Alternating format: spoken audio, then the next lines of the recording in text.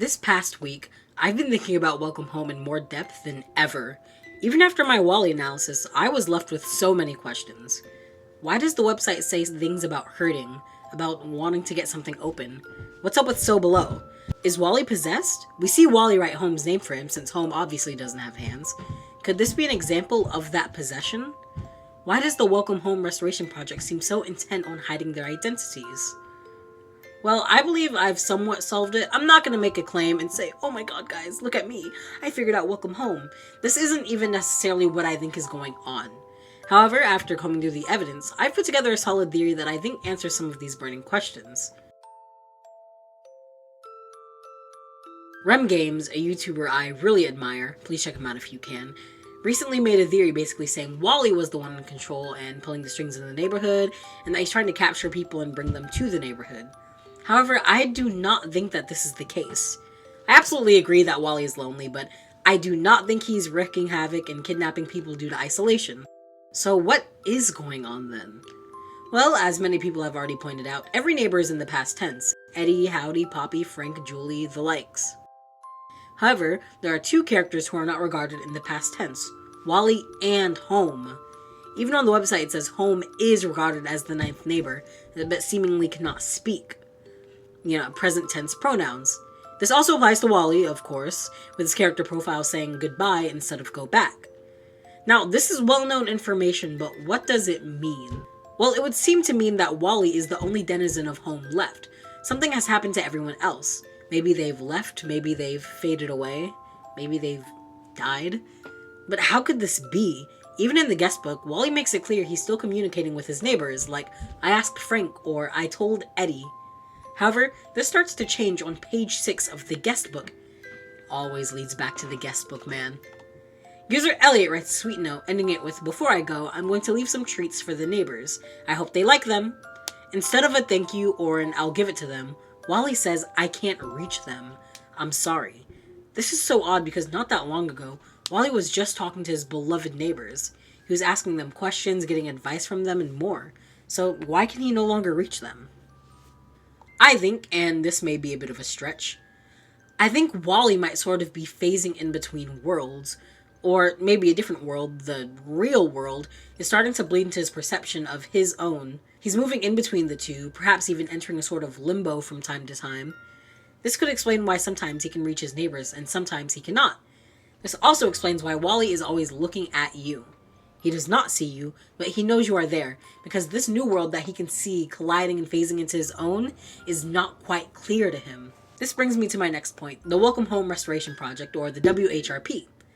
I very briefly mentioned a sudden thought I had in my last video, that WALLY's behind the restoration project, being the one who was sending the letters to the restorationist. While I had just the thought for a moment, I now fully believe that this is the case. WALLY now has access to our world, and that is how he is sending these. We already knew that he had access to the real world since he is tampering with the site, but we weren't aware that it went this far. This next bit of information was brought to my attention by YouTube commenter Abigail Lopez. Yes, I read all of your comments. WALLY has a book that tells him the events going on in Home. If you scroll through the Restored Remnants and Reproduced Pieces part of the website, there's a small comic where Barnaby asks if WALLY is reading books.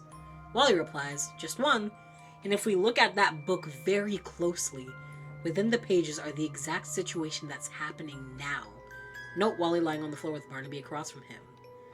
This book is telling their story. Now, what's interesting about this book is that there are two implications, and either work for this theory. The first one is that the book could be telling WALLY what events are going to occur, as well as what events have already occurred, either telling him the future or just reciting the past. In this way, the book just notes whatever the characters do or are going to do. The other implication is that this book describes events that have already happened several times now, meaning that WALLY and his friends live in a time loop, and he is the only one aware of it. Their days and lives would be repeating over and over again, and WALLY would be the only one who knew. Sort of like a Sans Undertale situation. Whichever one it is, this knowledge could be devastating to WALLY, with him already starting to become disconnected from his reality where his friends are. His worldview is probably falling apart at the seams. Yeah, puppet joke. Poor WALLY.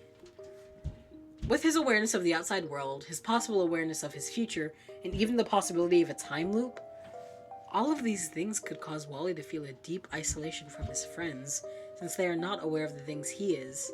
He knows how their stories end. He knows that they're all just puppets in a show controlled by puppeteers. He knows there's a whole other world out there, the real world. And reality, whatever that means to him, is slowly starting to slip away. His memories are slowly starting to blur and fade, as seen in the guestbook when user Nasifo asks, "What's your favorite memory with each of your friends?" And he replies with a scribble, "No memory." Wally's most likely incredibly distraught, feeling an indescribable emptiness, an emotional pain that clouds his every waking hour. This is where the text in the FAQ comes into play. We already know Wally is the one on the site, so when it says, "but it hurts," why wouldn't this be Wally? He's already hurting due to his circumstances. This could even be talking about physical hurting, since stress and anxiety can cause chest pains and other symptoms. Even the bit about the letter and opening it makes sense now, but I want to touch on that later. The line, "the numbers are so hard to read, sometimes I can't see them," could be a reference to Wally fading in between worlds, and how either world he's seeing isn't really clear to him. And so we see in So Below, Wally isn't worshipping home or hurting home, rather begging home to stay with him, since home is the only other being he can talk to like this. Notice how Wally is red and home's eye pain thing seems to be covered in blood. I think Wally was scratching at the windows, trying to leave, or perhaps he was trying to hug and cling to home, his only real friend.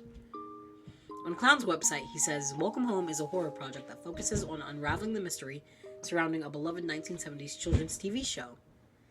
You are to accompany a colorful cavalcade of puppets as their beloved neighborhood begins to skew and distort into a nightmarish memory that they can barely recall."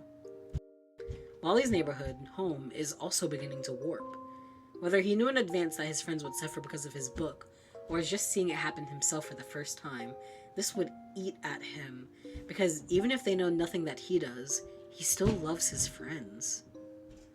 Isolation, derealization, watching his world warp from the happy home it once was, seeing his friends suffer. What else is he supposed to do other than reach out? Wally sends letters to the WHRP, trying to bring the show to light. Maybe he hoped his show being rediscovered would break the loop, or save his friends from this hellish place somehow. But this is definitely Wally sending the letters. We can tell because it is said in the site that they received these letters in brightly colored envelopes.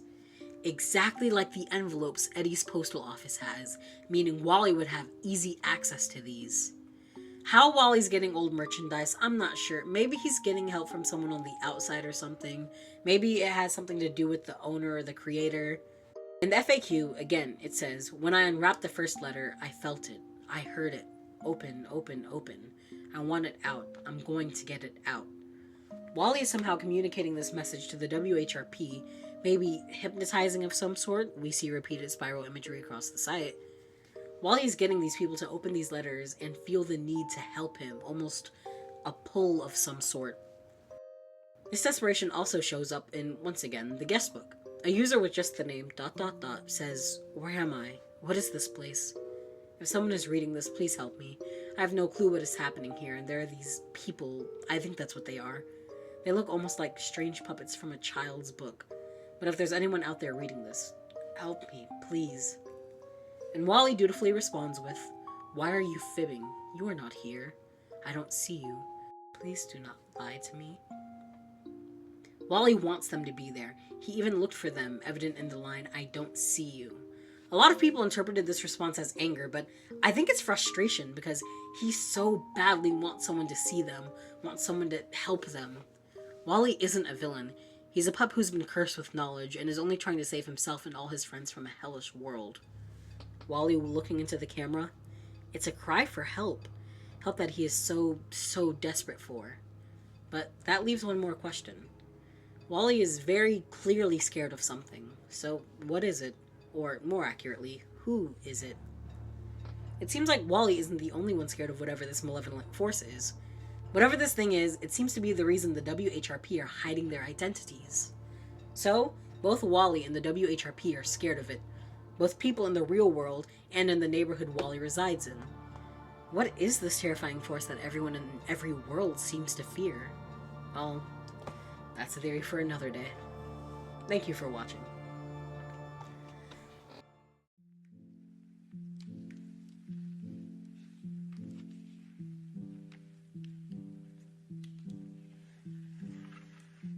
Okay, guys, sorry, one last thing. I gotta stop doing the ends of these videos, whatever.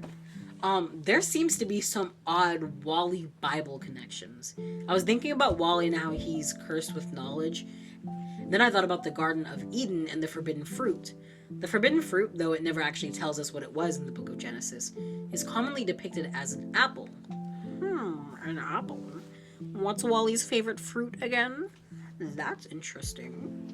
Also, WALLY wears cross cufflinks sometimes. This can be seen on the Welcome Home website. I feel like there are definitely more religious themes in Welcome Home to come, but, you know, we'll see. Okay, sorry for ranting. Bye, thank you for watching.